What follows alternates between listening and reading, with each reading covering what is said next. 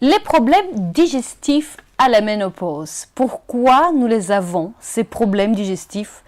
Et qu'est-ce que nous devons faire pour nous en débarrasser? Je vais parler essentiellement de deux problèmes que j'ai connus personnellement et qui m'ont beaucoup perturbé pendant très longtemps d'ailleurs. D'une part, c'est les ballonnements et d'autre part, c'est en fait, je ne sais pas exactement le terme, c'est éruption. Le fait qu'on renvoie le tube digestif nous renvoie de l'air qui sort de la bouche. C'est pas des rots exactement, c'est vraiment de l'air qui s'est cumulé dans le ventre, qui est ballonné effectivement, qui devient comme un ballon de baudruche et qui sort, mais vraiment de façon assez impressionnante. Donc c'est pas des rots, c'est de l'éruption de l'air, on va dire, par la bouche, à partir de la tube digestif. Voilà le sujet d'aujourd'hui, de cette vidéo. Je vais vous partager mon expérience de ces problèmes digestifs que j'ai eu pendant longtemps, pourquoi et comment je me suis débarrassée. Je vais vous donner quelques conseils qui, en tout cas, marchent pour moi. Bonjour, donc je m'appelle Albena de Marre de la Ménopause que j'ai créé en 2017 justement parce que je n'avais ras-le-bol moi-même de tous ces symptômes multiples à l'infini de la ménopause. Alors, les ballonnements d'abord. Qu'est-ce que c'est? Le ballonnement, vous savez, c'est le fait que, effectivement, votre ventre devient très gonflé du fait que on ne peut pas bien digérer ce qu'on a mangé, tout simplement. Et du fait qu'on ne le digère pas bien, ces aliments commencent à fermenter, à libérer des gaz. Les gaz se cumulent effectivement dans le ventre, qui gonfle et qui devient comme un ballon de baudruche carrément. Donc c'est quelque chose d'assez impressionnant. Moi, des fois, quand j'avais ça, j'étais en préménopause et au tout début de la ménopause, mais je me regardais de profil dans une glace et je me disais, mais franchement, j'ai un profil de femme enceinte. J'avais vraiment un ventre assez impressionnant. Et après, j'avais cet air-là qui sortait, mais c'était vraiment quelque chose d'assez extraordinaire. Et donc, pendant plusieurs, je ne sais pas, 1, 2 ans, 3 ans, j'ai souffert de cela et je ne comprenais pas pourquoi j'avais ça. En même temps, j'avais pris du poids, j'arrivais pas à me débarrasser, tout ça. Donc ça, c'était en fait lié à la ménopause que je ne savais pas. Alors, donc ça, c'est les ballonnements et effectivement le renvoi de l'air par la bouche. C'est de ces deux choses-là que je vais vous parler parce que c'est vraiment les choses qui m'ont le plus gêné moi. Donc, le pourquoi. D'abord, la toute première raison, c'est hormonal. Donc, vous savez très bien, ou si vous ne le savez pas, je vais le répéter rapidement, mais effectivement, la ménopause est très liée à la chute de la production des hormones féminines qui sont les estrogènes et la progestérone par les ovaires. Donc, du fait que les estrogènes surtout vraiment chutent beaucoup dans le corps, ça se répercute sur absolument tout le corps. Le système osseux, le système nerveux, le cerveau, cardiovasculaire et bien sûr le système digestif et j'en passe. Vraiment tout le corps est impacté, tout. Au niveau physique mais également psychique puisque le cerveau aussi est bien impacté par la chute effectivement des estrogènes. Et puis, il y a quelque chose qui est très intéressant, c'est le cortisol. C'est une autre hormone qui est sécrétée, elle, par les surrénales et qui est l'hormone du stress. Il faut, comme toute chose, cette hormone doit avoir aussi un niveau spécifique, ni trop bas, ni trop élevé. Et le fait que les estrogènes, vraiment, ne sont plus produits par le corps, le cortisol augmente de façon significative dans le corps. Ce qui fait qu'on a plus de stress. Et c'est vrai que quand on est dans cette phase de préménopause, périménopause, les différentes phases de la ménopause, et puis quand on arrive à la ménopause après 12 mois sans avoir des cycles, sans avoir des règles, on est en plein dans la ménopause qui va durer plusieurs années d'ailleurs. Donc, effectivement, notre corps est tellement stressé que ça n'arrange absolument pas les choses au niveau de digestion, au niveau de métabolisme, au niveau de gestion du poids, etc. Il y a des femmes qui ne connaissent absolument pas ces problèmes, mais la majorité quand même des femmes, et il faut le dire, une femme sur 10 quand même connaissent ces problèmes. Donc, première raison, c'est la raison hormonale. Après, il y a d'autres raisons. C'est le fait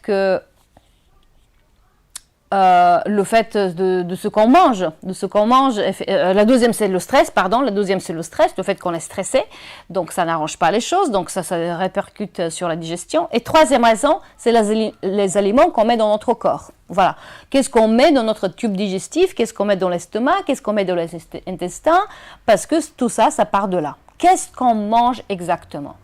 Et donc, moi, quand j'ai constaté que j'avais ces ballonnements, j'avais parlé avec un médecin généraliste et qui était aussi nutritionniste et je lui dis que j'avais ça. Elle me dit tout simplement, ben, observe-toi qu'est-ce que tu manges et tu verras voilà, ton corps comment il réagit. Parce que c'est vrai que chacun réagit différemment à tous les aliments.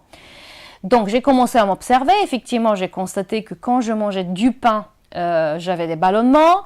Quand je mangeais des fromages, camembert, j'aimais beaucoup, donc j'avais des ballonnements, les lentilles, des fois des fruits, certains fruits. Voilà, donc je me suis observée et je me suis dit, mais effectivement, c'est lié à la nature des aliments. Vous avez des aliments qui sont plus fermentables d'autres.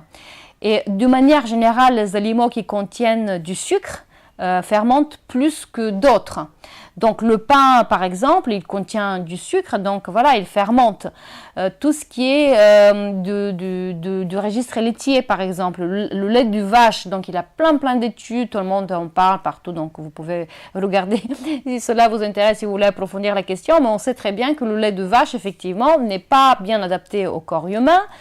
Et donc, du moment où on le supprime, tout simplement, voilà, moi j'ai constaté une nette amélioration. J'ai plus de ballonnement, tout simplement. Je mange pas de pain, ou très rarement, parce que vraiment j'aime le pain, le bon pain qui craque avec les croûtes, etc. Ça j'adore. Mais je me limite, je mange très peu de temps en temps en plus. J'ai remplacé le pain par pain des fleurs. Et encore, voilà, de temps en temps, comme j'ai vraiment envie de manger ça. Mais de manière générale, je m'en passe. J'essaie vraiment d'instaurer cette habitude alimentaire chez moi. Voilà. Donc, pas de pain, pas du lait de vache en tout cas. Le lait de chèvre est mieux toléré. Et quand on dit lait de vache, ben, il est partout, dans tous les fromages, voilà, dans la plupart des fromages, hein, parce qu'il y a des fromages de brebis, de chèvre, etc. Mais l'énorme majorité des fromages, c'est quand même le lait de vache. Du moment où on enlève ça, franchement, moi, j'ai vu nettement la différence. J'ai plus de ballonnement, je me sens beaucoup mieux. Et effectivement, avec les ballonnements, c'est disparu aussi ce fait de renvoyer l'air par la bouche, qui était super pénible d'ailleurs, très pénible. Donc, voilà pour les raisons. Donc, première raison, c'est hormonal, le stress, et puis ce qu'on mange. Donc, il faut vraiment faire attention. Encore une fois, je répète ça tout le temps, mais c'est vraiment vrai, c'est comme cela. Tout ce qu'on met dans notre corps, dans notre temple, il faut vraiment faire attention à chaque chose. Donc, voilà mes 9 conseils maintenant, rapidement, pour si vous avez ces ballonnements comme moi, ces renvois d'air, voilà, je vous donne mes 9 conseils pour vous en débarrasser une fois pour toutes, tout simplement. Alors, d'abord, pas de stress, c'est très important. Il faut être dans un état calme, serein, ne pas, voilà, avoir trop peu de stress, c'est pas bien non plus, hein, c'est-à-dire que les gens qui ont très peu de cortisol, c'est pas terrible non plus. Donc il faut il faut être dynamique, mais calme et tranquille et ne pas être stressé, pas angoissé, etc. Donc pas de stress. Pour ne pas être stressé, pour être dans un bon état d'esprit, psychique, etc. La solution que je donne tout le temps et je ne vais pas arrêter de la donner, c'est la méditation. Tous les jours. 5 minutes, 10 minutes, on s'assoit, on est calme, on ferme un peu les yeux, on transpire, on transpire pas, on respire, on peut transpirer, mais on respire surtout. Et puis voilà, let it go. Ils disent en anglais, j'aime beaucoup ça, let it go. Lâcher prise, on lâche tout. On lâche tout. Bon, je vais m'arrêter parce que je peux parler comme ça pendant 1 heure. Pas de stress, première chose. Deuxième, pas de sucre. Je vous ai dit que les aliments qui contiennent le sucre fermentent le plus, donc on arrête tout le sucre. Pas de soda gazeux, pas de Perrier, enfin de temps en temps, moi j'aime bien quand même un tout petit peu parce que j'aime bien que ça pétille, mais vous mettez encore de l'air dans vos intestins, dans votre estomac, etc. Donc c'est pas bon. Donc pas de soda gazeux. Pas de paille. Je ne sais pas s'il y a des femmes parmi vous ou des hommes, si vous regardez aussi cette vidéo, mais qui boivent avec une paille. Donc bon, pas recommandé parce qu'avec la paille on avale de l'air. Donc voilà. Donc il ne faut pas avaler trop de l'air comme ça. Et bien sûr, pas d'aliments qui sont fermentables. Si vous voulez savoir quels sont les aliments fermentables, tout simplement tapez dans Google aliments fermentables ou fermentcibles, on dit, il y a deux mots qui s'équivaut. Donc, vous allez voir toute la liste des aliments qui sont fermentables. On va boire plus d'eau, voilà. Plus d'eau parce que du fait qu'on ne boit pas assez d'eau, effectivement l'organisme retient de l'eau et il se retient aussi dans le ventre, il peut gonfler du fait qu'on, voilà, il retient l'eau dedans. Donc buvez parce que comme ça l'organisme élimine, donc c'est très bien de boire de l'eau. Alors, donc, on va remplacer effectivement les aliments qui sont fermentables par des éléments plutôt qui sont riches en fibres et qui ne sont pas fermentables. Et bien sûr, ce sont les légumes. Les légumes, fibres, et ils ne fermentent pas. Donc, le mieux, c'est de prendre des jus de légumes, justement, pour alléger tout ce qui est, enfin, les intestins, le tube digestif, etc. Faire des jus avec un extracteur de jus ou faire des smoothies, parce que les smoothies, effectivement, ça broie bien les fibres. Mais on peut les manger crus, bien sûr, si vous êtes crudivore, etc. Les graines de lin sont excellents aussi. C'est un aliment qui n'est pas fermentable et qui a plein de vertus. Je vous donne juste ces deux exemples, mais il y en a plein d'autres. Donc, et puis, mon dernier conseil, qui est super important et qu'on oublie souvent, je pense, à faire. Moi, je suis la première de me le répéter très souvent. Mâcher et manger lentement. Normalement, il faut mâcher jusqu'à 25 fois. Vous allez voir, essayez, si vous ne le faites pas, 25 c'est pas mal. Parce qu'on va en fait on va faire le job des intestins à la place, donc comme ça on va digérer beaucoup plus facilement. Mais surtout parce que si vous mâchez lentement et vous mangez lentement, vous n'avalez pas d'air. Si vous mangez vite, comme ça, vite, parce qu'on est pressé, je ne sais pas, voilà, donc on va avaler de l'air. Et c'est pas bon, donc il va aller, voilà, ça facilite le ballonnement. Je répète rapidement mes 9 conseils. Pas de stress, pas de sucre, pas de pain, pas de soda, pas de paille, pas d'aliments fermentables, donc ça c'est les pas.